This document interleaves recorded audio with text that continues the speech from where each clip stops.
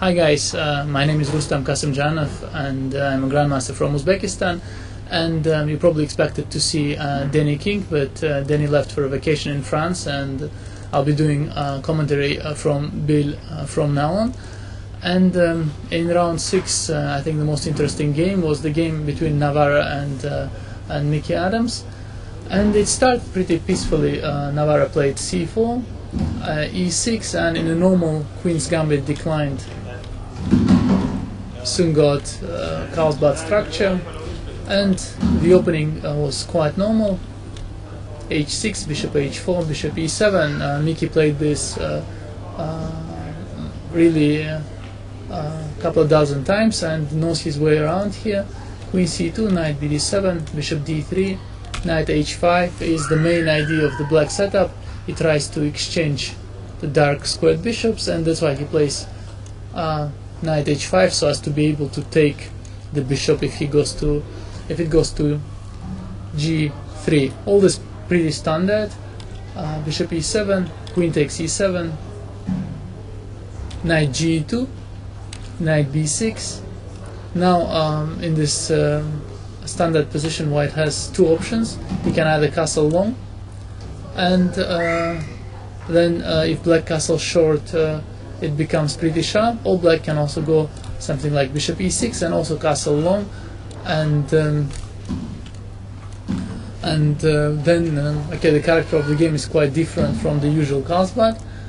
Or he can also castle short, as Navara did in this game, and then black also castles short. Rook e1, bishop e6.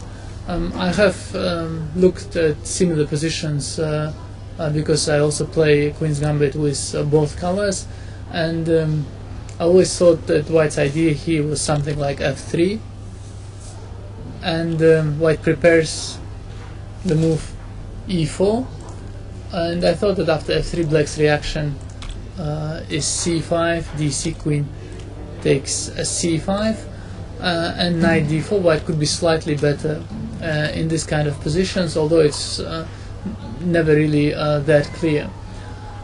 Turned out that white had a different idea in this game. He played knight c1, also a normal idea. Knight goes to b3 and to c5 afterwards. So black played rook a d8, pretty normal move.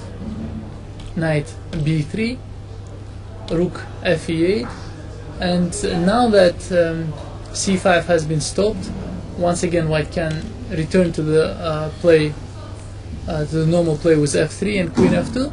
But as it transpired also from the press conference after the game, David Navara was not really looking at f3 at all. Somehow he didn't feel comfortable with this plan, and he continued knight c5, also pretty fair continuation, bishop c8 and b4,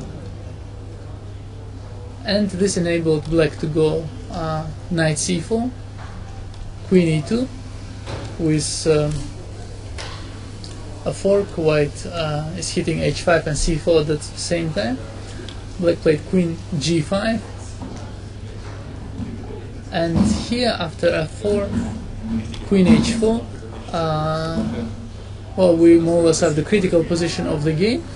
White played bishop c4 dc, and at this moment where basically the game was just beginning, and white had a number of safe options. I mean, he could go queen f2, which looks like a decent move to me, but I mean, it has also some drawbacks, maybe that after queen takes f2, king f2, b6, the black bishop might come to d3 later, but not necessarily a big deal. After knight e4, I think bishop f5, knight g3. It just looks like a normal position to me. Oh, white could also play knight e4 here, actually now threatening g3, and well, Mickey Adams was a bit concerned about this position, as he mentioned at the press conference after the game. So basically the game had been just beginning, and suddenly Navara played g3, must have misevaluated something, because after knight takes g3, hg queen g3, things look pretty much in black's favor. Now after queen g2, rook takes e3 is looking pretty good for black. I mean, he has already 3 pawns for the piece and is likely to get some more. But this turned out was also not Navara's idea. His idea was king h1, queen h3, and only now he noticed that after king g1, rook d6 was an idea. Rook g6 is pretty devastating. I mean, this kind of things should not happen, but they do happen every now and then, even to the best players in the world, that you miss something like this.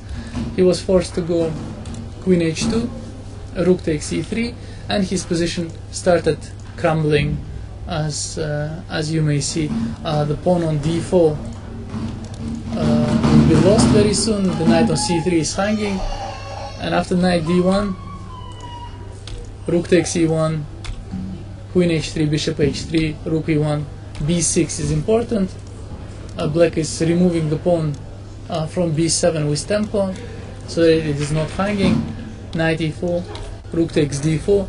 All that was required from black is good technique to finish his opponent off, and Miki played flawlessly as far as I can see. King h2, bishop f5, knight c3, rook d3. I mean, there were other options, but this one looks good enough. After b5 takes knight b5, the move bishop d7 clearly showed that white cannot resist much longer. After any normal knight move, knight a7, rook a3 wins the piece. After knight c3 or knight d6, same move f5 just wins the piece and the game. White tried a4, a6, knight c7, bishop takes a4, knight a6, c3, and in this winning position Miki won very quickly because he noticed very nice tactical possibility. Knight b4, rook d4, knight a2 only square, and now a sweet although simple sacrifice, rook d2 ends the game. Black wins the knight on a2, because if knight takes d2, c takes d2, the pawn actually queens. The bishop on a4 is doing a beautiful job controlling the queening square d1, and at the same time controlling the square e8 where white could deliver the check. So quite a nice game. The game which was essentially decided after Grandmaster David Navara misevaluated the position after g3, and the sacrifice knight g3 brought black swift and a very nice victory. I hope you enjoyed this game. This was I think the best game of the 6th round in the Super Tournament in Biel, and take care and goodbye.